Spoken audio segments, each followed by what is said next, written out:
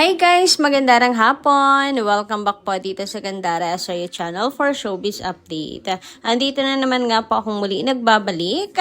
Ang nagmamaganda ninyong katsismasang Kim Pao, wala na nga pong iba, ang lokaret na si Gandara SRU upang maghatid sa inyo ng latest update and fresh happenings patungkol kina Kim Chiu and Paolo Avellino. And para po sa hapong ito, ang tatalakayin natin at pag-uusapan ay ang latest post ni Paolo at ni Chinita Princess, mga kakimpaw, na talaga namang pak na pak. Grabe naman nga ang isang Paolo Avellino. Ang bilis pong kausap. Abay agad-agad. Basta pagdating kay Kimi talaga, si Paolo hindi talaga nagpapahuli. Anyway, eto na naman isang napakasayang ayuda naman ang atin pong hatid sa inyo, mga kakipi. Kaya tumutok lang po kayo sa hanggang dulo ng atin pong update. Pero syempre, bago po ang lahat, sa mga di pa nakaka-subscribe sa ating channel, pakiclick lang po tayo na ating subscribe button at notification bell na nariyan sa baba upang kayo ay maging updated po at ma-notify tuwing may bago tayong chika at balita hinggil sa Kim Pao.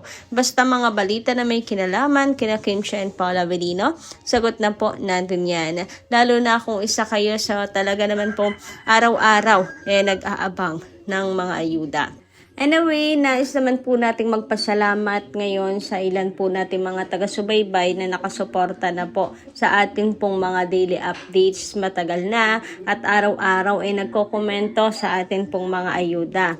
So, eto na nga po ang mga napili nating basahin para po sa hapong ito mula po kina Miss Malen Albana at Ma'am Marley Guargi. Shout out po sa inyo at magandarang hapon. Sabi nila rito, thank you Miss Gandara at bumalik na din ang sigla mo. Kasi ramdam ko yung sadness mo noong nakaraan. Hindi ako humihinto sa pakikinig sa channel ninyo na mga legit vloggers para sa Kim Pao.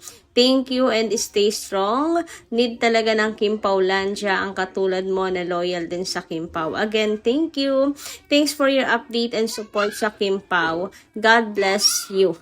Ayan, wala pong anuman, Ma'am Malen Albana at Ma'am Marley. Maraming salamat ka at na-appreciate nyo yung pagiging loyal natin at pagiging panatag kay Kim and Paolo. Ganun talaga. Kapag wala rin kasino talagang ayuda, like nung nakaraan, ang tahimik talaga. Nakakalumbay.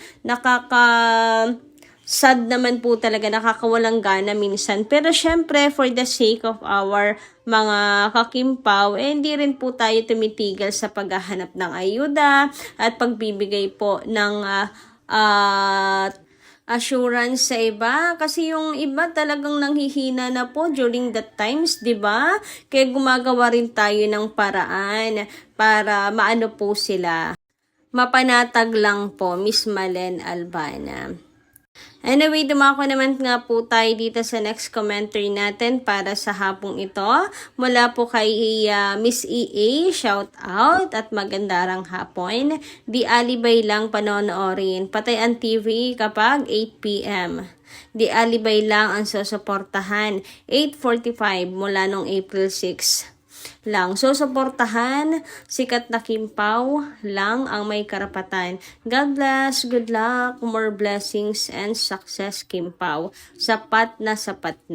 Thank you so much. Ito si Miss E, laging lang to positive lang.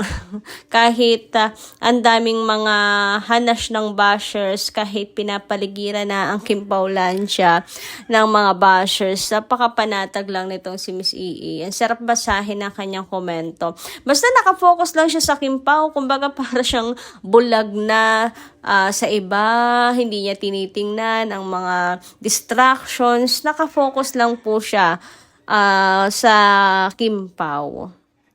And sana ganun din po tayong lahat, mga kakipi, para wala pong maka-disturb po sa ating pong focus, sa ating pong pagsuporta kina Kim and Paolo, para walang makasira ng ating mood, walang makasira ng ating pong pundasyon bilang solid nila Kim and Paolo.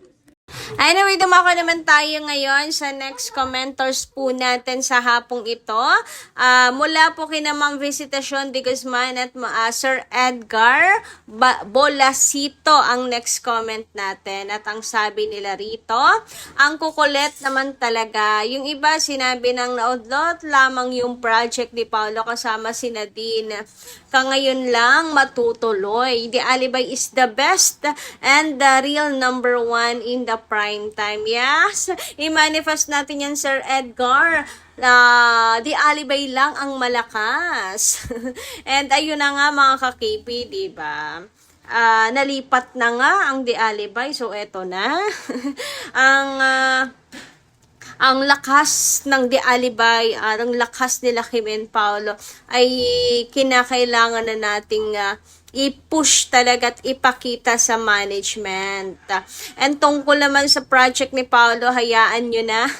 Wala na tayong magagawa sa mga sarado po ang utak. Kahit paulit-ulitin nating naudlot na project lang yan ni Paolo Avellino. Ang importante, nandun din po si Kimi.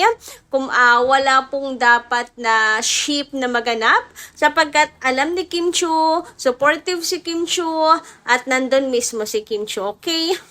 So dumako naman tayo ngayon sa pampagood vibes natin para po sa hapong ito. At eto nga ang atin pong updates sa hapong ito. Patungkol po ito sa post ni Paolo Avellino, nung mga panahong hindi pa nga daw po uso ang AI. So, ibig sabihin si Paolo, aware din sa mga AIs. Nakikita niya rin kayo yung mga edit pictures na mga Kim Pao using AI. Siguro nakikita niya din. But anyway, may post po siya dito. And palagay nga po ng lahat, ito po ay tugon ni Paolo Avellino sa paghahanap ng Kim Pao sa kanya ng kanyang beach entry naman, na summer beach entry. At napakabilis kausap ni Paolo, diba? Kahit throwback, at least may paayuda. And Bukhang, same lang po ang location nila ni Kimi, diba mga ka-Kim Pao. So, mas happy ang mga Kim Pao Lancia dahil ang sexy. Si Kimi, ang ganda ng ang ganda ng katawan naman talaga. And si Paula, napaka-macho, napaka-sexy din naman talaga.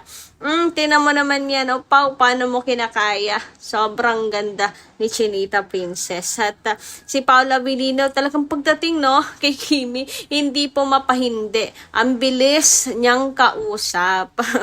Anyway, sa mga naghahanap po na entry ni Paula Avellino, eto na, naglapag na si Paula Avellino na kanyang beach entry ngayong summer.